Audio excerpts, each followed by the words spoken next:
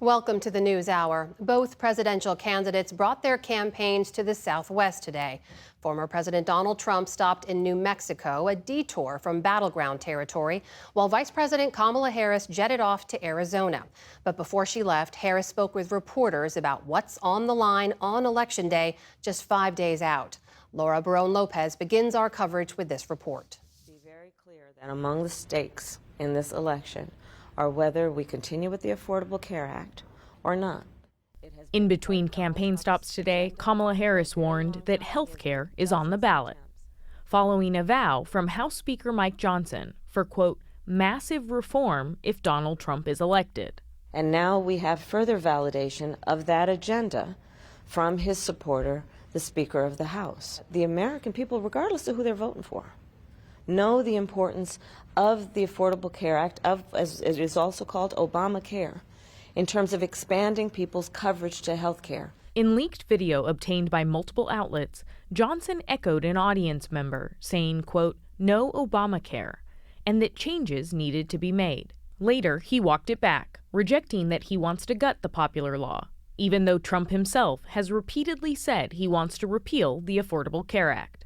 It comes as both campaigns battle for votes in the Southwest. Harris in Phoenix, Arizona.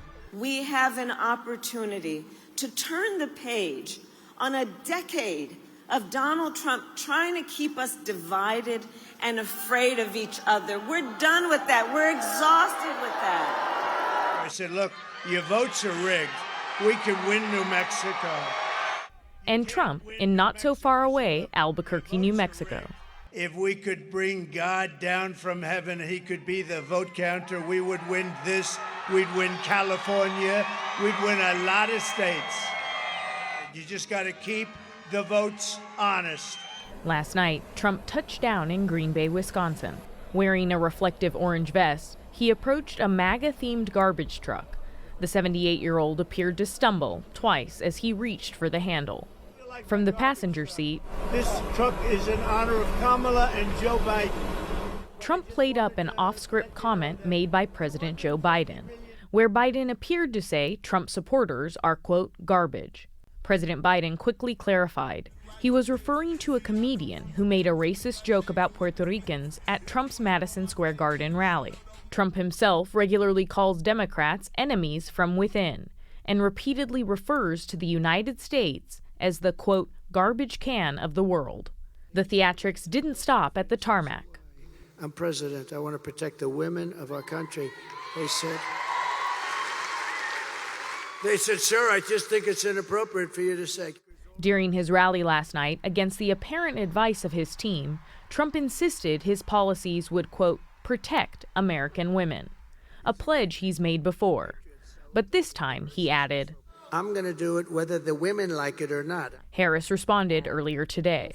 It actually is, I think, very offensive to women in terms of not understanding their agency, their authority, their right, and their ability to make decisions about their own lives, including their own bodies.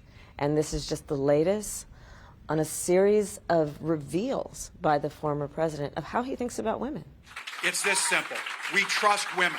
In Pennsylvania, Harris's running mate, Governor Tim Walz, also seized on the remark. They are going to send a loud and clear message to Donald Trump on November 5th. They're going to send that message whether he likes it or not. Meanwhile, in a roughly 3-hour conversation with podcaster Joe Rogan, Trump's running mate, J.D. Vance, said abortion restrictions should be left to the states. And he suggested that white kids are pretending to be transgender in order to get into Ivy League schools. Like, obviously, that pathway has become a lot harder for a lot of upper middle class kids. But the one way that those people can participate in the DEI bureaucracy in this country is to be trans. And is there a dynamic that's going on where if you become trans, that is the way to reject your white privilege? Other members of Trump's inner circle are also making headlines. Neither of us are doctors. Vaccines are safe. On CNN last night, Howard Lutnick, tapped as co-chair of Trump's transition team, was asked whether or not RFK Jr. fits into a potential Trump administration. That prompted him to go on a baseless anti-vaccine rant. Why do you think vaccines are safe? RFK, There's no product liability proven. anymore. They're not proven. Kids get them and they're fine. Why do you think they're fine? That's We it. all know so many more people with autism than had it when we were young. Oh, come on. Tonight, both candidates head to Battleground, Nevada, as voters there file into the polls. For the PBS NewsHour, I'm Laura Barone Lopez.